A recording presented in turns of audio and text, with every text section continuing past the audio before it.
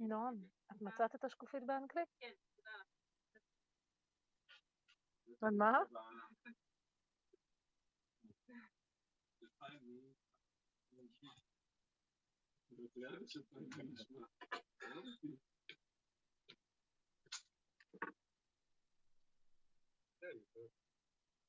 יש עוד אחד בזום.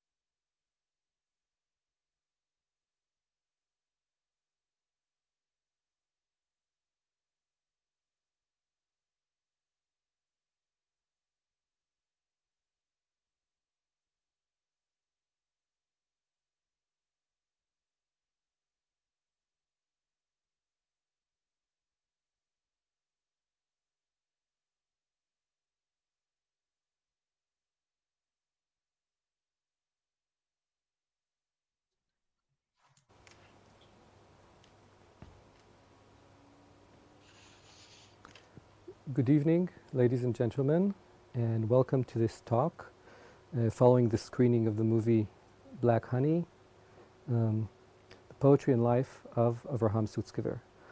My name is Oren Cohen-Roman. I'm a researcher of Yiddish literature and Yiddish culture, and I'm happy to present to you today items from the National Library of Israel relating to the life and work of Avraham Sutzkever.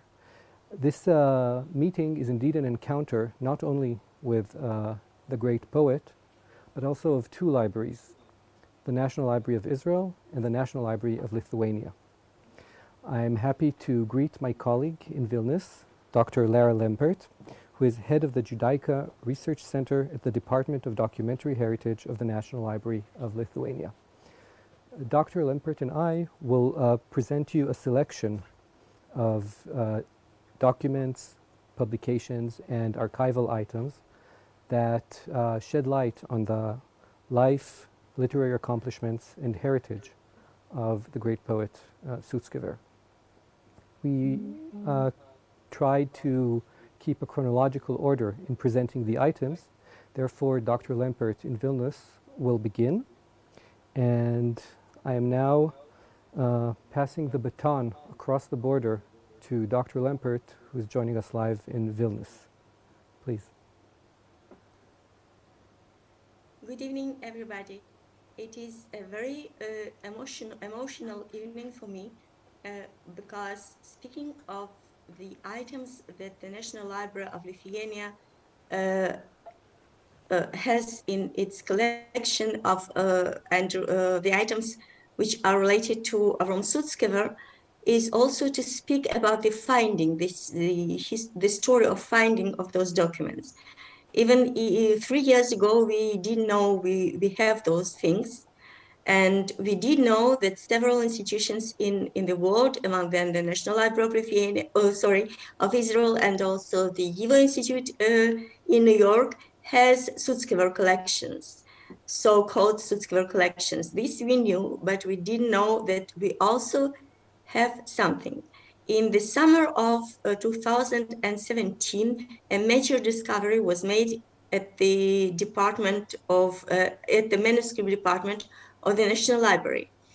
Many thousands of documents were found that were hidden there immediately after the Second World War. And at that time, they were hidden actually from the Soviets that employed an anti-Semitic politics and would surely destroy the things that Nazi didn't have time to. So at that time, the staff of the future National Library of Lithuania just hidden all those items. And after that, during all the changes and several decades of different librarians, and it was just simply forgotten.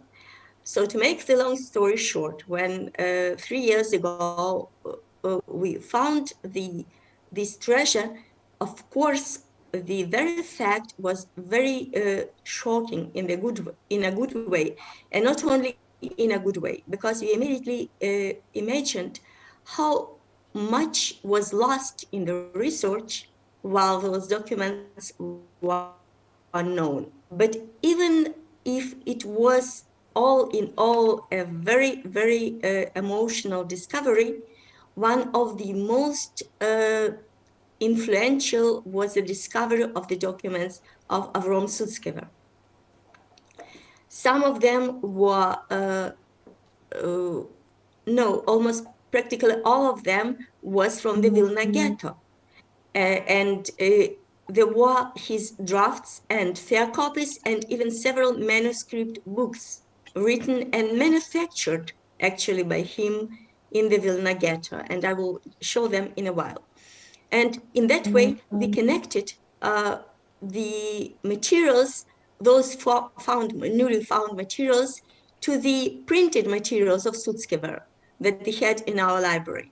And I made, for this presentation, I made a very short selection, which just talks and speaks about the Sutskever's period in Vilnius, while he was a young poet here before the war, and the the inmate of Vilna Ghetto first, and the partisan later. And after the war, he was among the rescue liberators of Vilnius from the Nazis, and also the one of the activists of an attempt of recovering the Jewish cultural life in Vilnius after the war. Of course, this attempt wasn't successful. So I'll try now to share my screen because the real items are unavailable to us now during the time of pandemic. And I hope I will be successful. Just a second. Do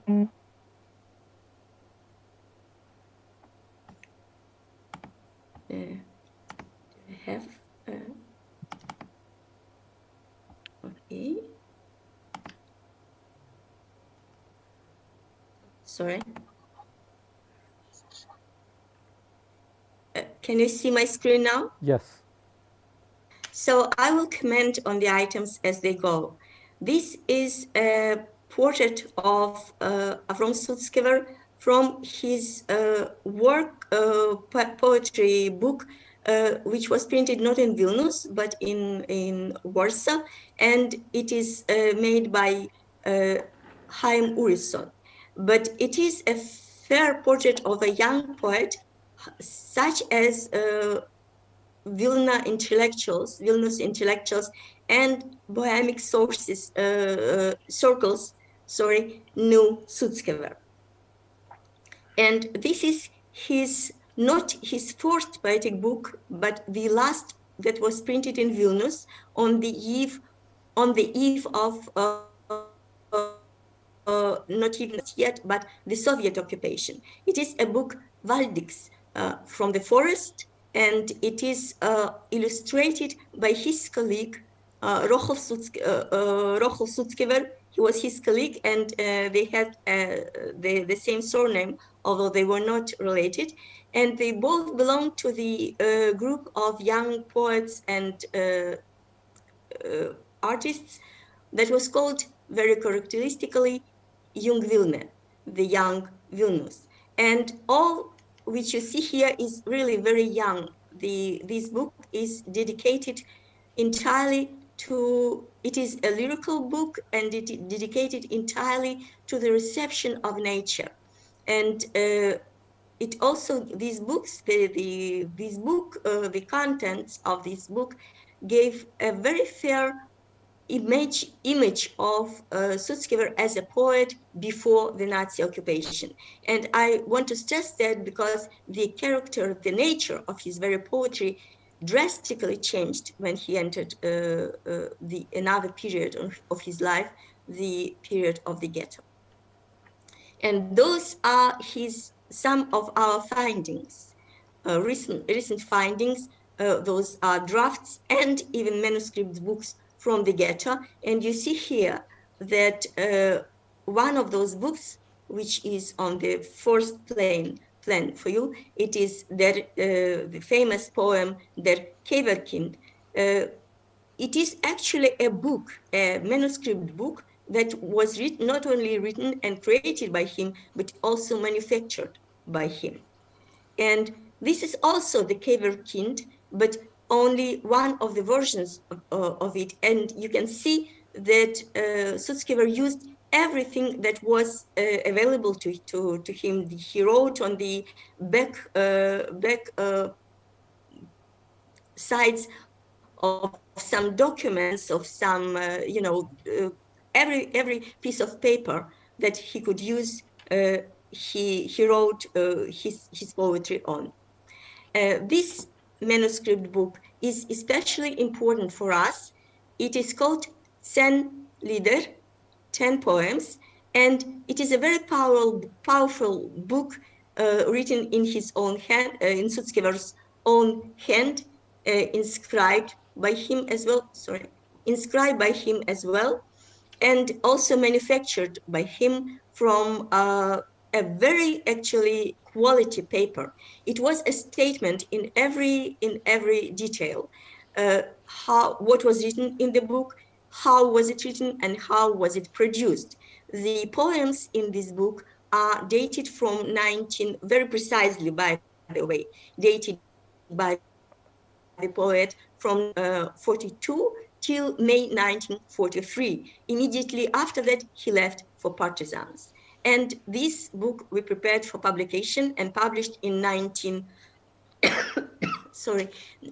2019, together with the Yiddish Institute for Jewish Research, in Yiddish, with the reproduction of the manuscript itself in Yiddish, in Lithuanian and English translations, with two introductory articles.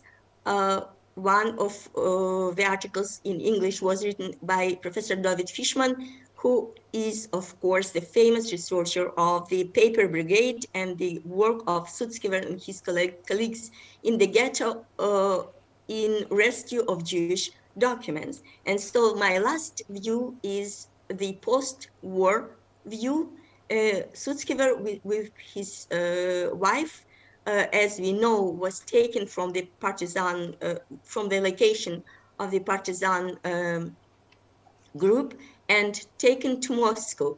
And he took with him some documents rescued in Vilna ghetto, hidden by him and rescued in Vilna ghetto. Afterwards, he returned and rescued more, found more hidden places of his. But this photograph shows that at that time, he was very hopeful of the Soviet government to just preserve the Jewish culture in the Soviet Union.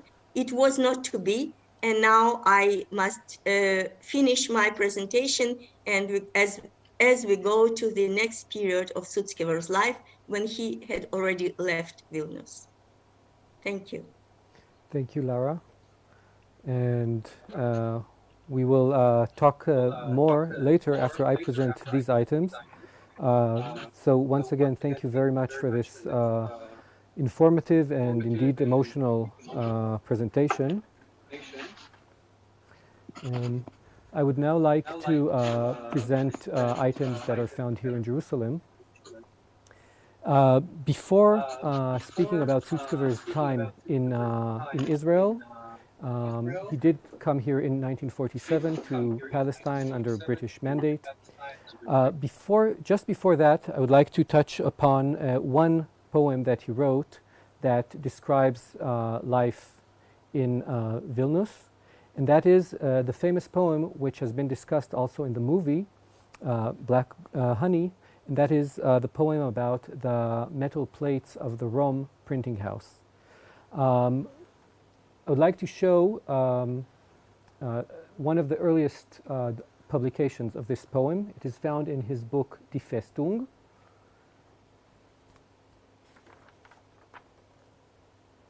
Die Festung, Lieder und Poemes, geschrieben in Wilner Ghetto und in Wald, 1941 bis 1944. Songs and poems written in the Vilna Ghetto and in the forest, 1941-1944. It was printed in New York.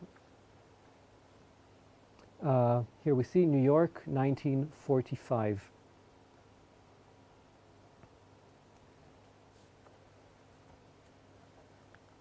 Here is the poem, Die Bleine Platten von Roms Druckerei, the lead plates from Rome's printing house.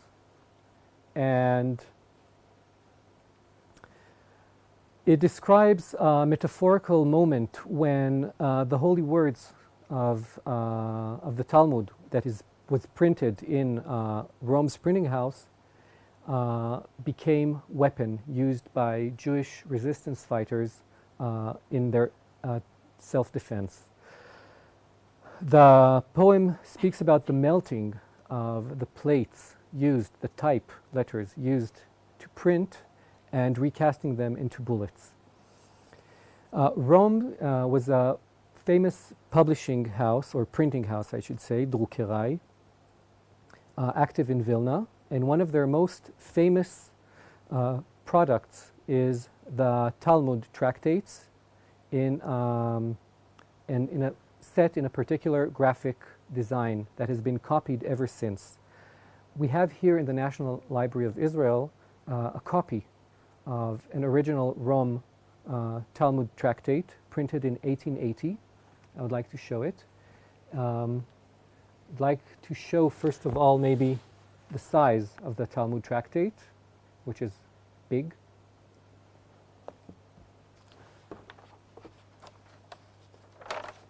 For a book printed in 1880, it looks in good condition. We see here Rom,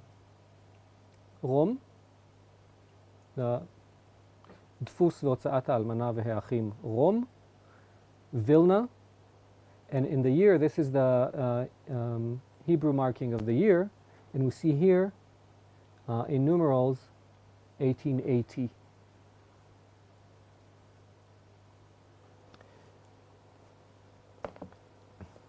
So I find it symbolic that I put an original Rom book near Sutskever's famous poem about that printing house.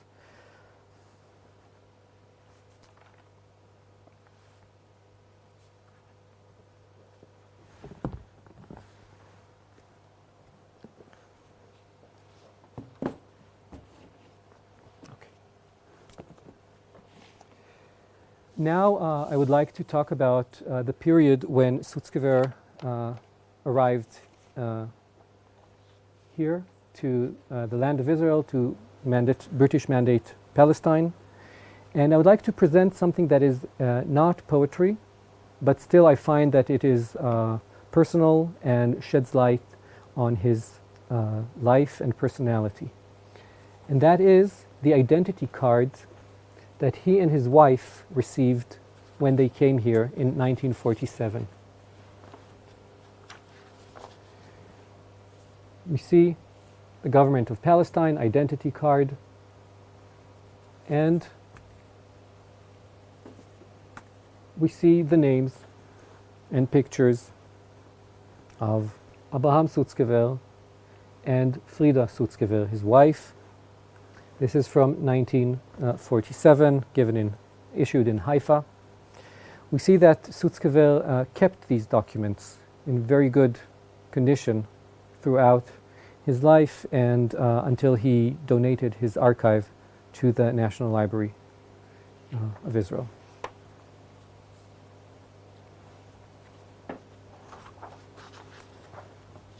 The next item that I would like to show is poetry. Poetry that he continued to write, also in Israel. Not many years after he arrived here, in the early 1950s, Sutzkever was able to travel to the African continent, to South Africa, and a few other countries near South Africa. And he wrote poems describing what he saw. Not what you would expect ostensibly from a Vilna-born poet, but he made the distance and took his notebook with him and continued writing. When we look at the names of the poems that he wrote in this notebook, we realize that we're not in Palestine and not in Israel already, the state of Israel, or in Vilna. And this notebook, like the manuscripts that Dr. Lempert showed of his poems, give us a view into his, so to speak, poetical laboratory. We see how Sutzkever wrote down his poems, crossed out or even erased, blacked out completely words and sentences and lines that he did not like, how he added words, and how he rewrote poems. So we have here a poem called Termiten, termites, and then we have here again termites, but this time crossed out, and again termites. These poems, by the way, were printed finally in his book Ode zu der Taub, Ode to the Dove, printed in Tel Aviv in 1955. And I would just like to go through this notebook a little more. We see again termites, termiten. Bis Oilem von Helfanden, elephant cemetery. Again, Bes Oilem von Helfanden, der Helfand Beis Oilem, the cemetery of elephants, elephant cemetery. We see that he's creating a poem. Bushmener, Bushmen people.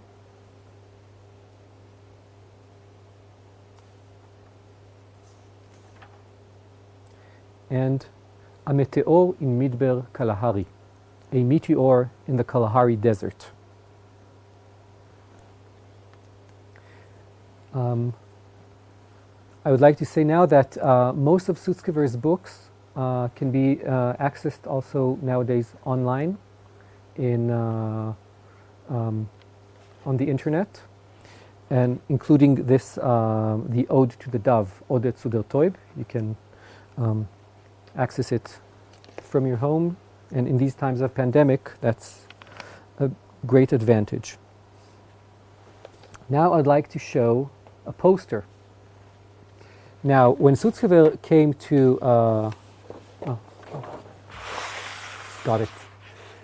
when Sutzkever came to Palestine, Yiddish did not enjoy the best status. Now, this is a complex cultural historical situation. Yiddish was perceived as a menace to Hebrew culture, to Hebrew language, but we know that things could have been better. Nevertheless, going through Sutzkever's archive, I've encountered this poster announcing an evening in honor of him that took place in 1952 here in Israel. This poster is bilingual, Hebrew and Yiddish, and it says that in the house of the pioneer women on King George Street, very dramatic names, on Saturday evening, 15th of March 1952, there will be an evening in honor of Avraham Sutzkever. Zum Erscheinen von sein Buch in Feuerwogen, in honor of the publication of his book in Feuerwogen, in the fire wagon or cart. And they promise in the end, der Dichter wird lehnen von seine neueste Schaffungen. The poet will read from his newest literary creations. So, this is found here in the personal archive of Avraham Sutzkever. Thank you. Another ray of light in this respect is quite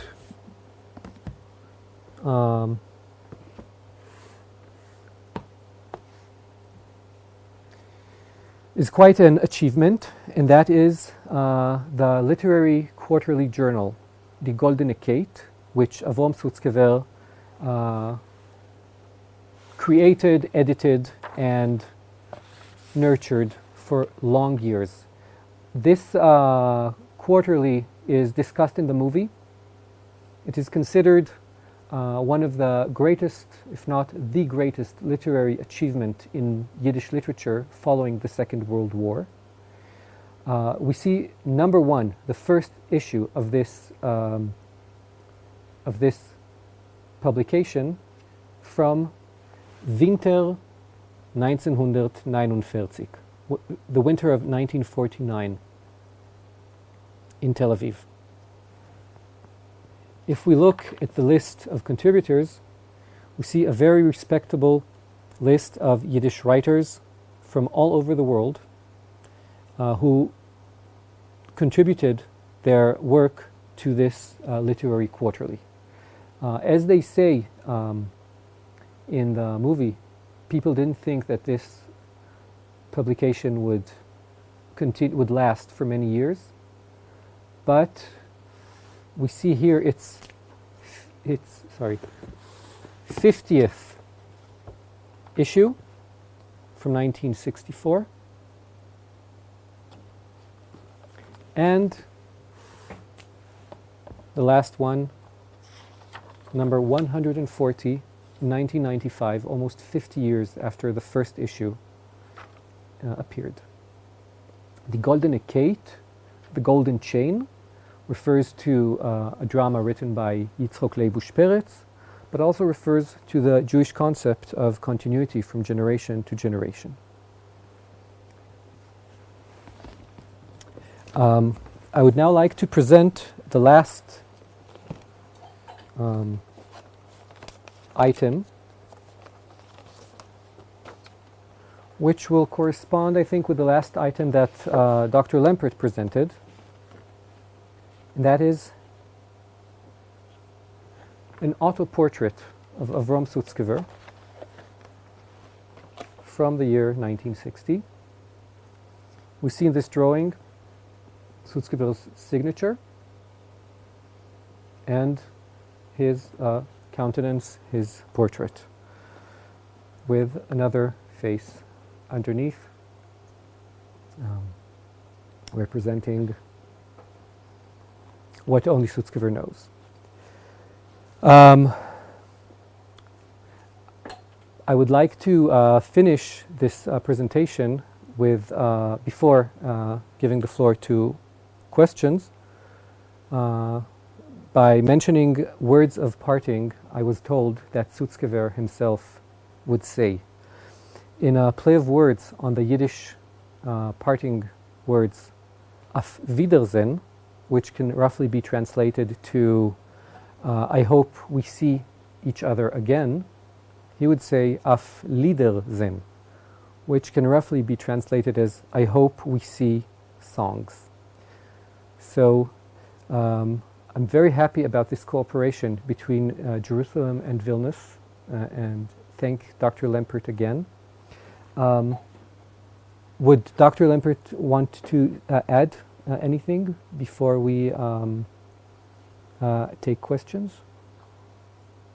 I would only like to add that I believe this time will be finished, and we will be able again to receive visitors at the National Library of, like in the National Library of Israel, and likewise in the National Library of Lithuania, and peruse those precious and incredibly interesting materials that speaks volumes when they are live, not only when there are pictures of them. I can only say amen to this and hope that this time will come soon. I see here questions. First one, and maybe Dr. Lempert would like to add too, what was Sutzkever's relation and feeling about visual arts? So I think that unintentionally we answered a little bit this question already with our presentations. We know that his daughter was a painter. We see that Sutzkever painted himself, and artists illustrated some of his poetry that was published. In later years, it was Marc Chagall in books that were published here in Israel. And Dr. Lempert showed Rochel Sutzkever's illustrations to Valdix. Am I correct? Yes, right. No, but it was not. It was not of Avraham Sutzkever. It was of Rochel Sutzkever, the artist from the Jungvilna. Yes. Yes. So we can say that he had and he also showed his portrait. So I think we can say that his attitude to visual arts was very positive. I would only add to that he was an integral part of, as every poet and artist of Jungvilna, they cooperated not only as friends and colleagues, but also in the common publications.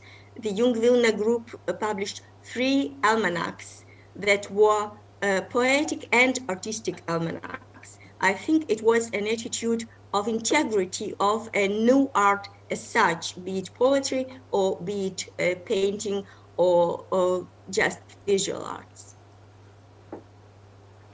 Another question is there any plan to combine the items from Lithuania with the items in Israel? Would you like to answer that, Dr. Lempert? I don't know about any immediate plans. I only know that every of our libraries cherishes its own collections. And also there is a kind of integrity in every one of them because they represent different periods of Sutskever's life. And in the case of the National Library of Israel, the collection was formed by the donation of Sutskever himself. In the case of National Library of Lithuania, the items here, I have a reason to believe, used to belong to the post-war Jewish Museum of Vilnius that was active only for several years, from 44 to 49 or even 48. Sutzkever was very much active in establishing the museum, but he was also very disillusioned in his hopes of the, as I said, the development of Jewish culture here was not in the plan of the Soviet government. So he left Vilnius and he took what he could with him, but also he left things behind.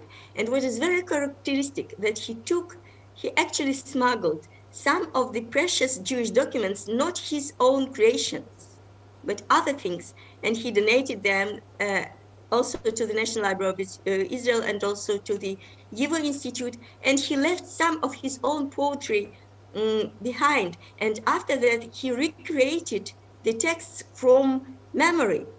And the published texts they differ from that we have. So for us, it is very important and very crucial to have that collection as a testimony of Sutskever's period in Vilnius. That is all I can say. Yes. Thank you very much for that detailed answer. I think that today we've seen that thanks to electronic communication, the items can be shared and can meet also without moving physically. So like we did this evening. So I hope more cooperations like this could take place. And the final question relates to maybe the previous one. How can I see the items that you showed today? So like Dr. Lempert said, we all hope that the days of the pandemic will soon be over. And I can say that here in Jerusalem, the library offers access to all the items that have been presented here. And you need to come and just order the books or make an appointment at the Department of Archives, and you'll be allowed to see the materials. The books that are defined as rare, the library asks usually that copies of the rare books would first be consulted, and only in exceptional cases access to the actual rare book will be given, but the books are available and wait to be read, and the materials wait to be seen and considered. Dr. Lempert?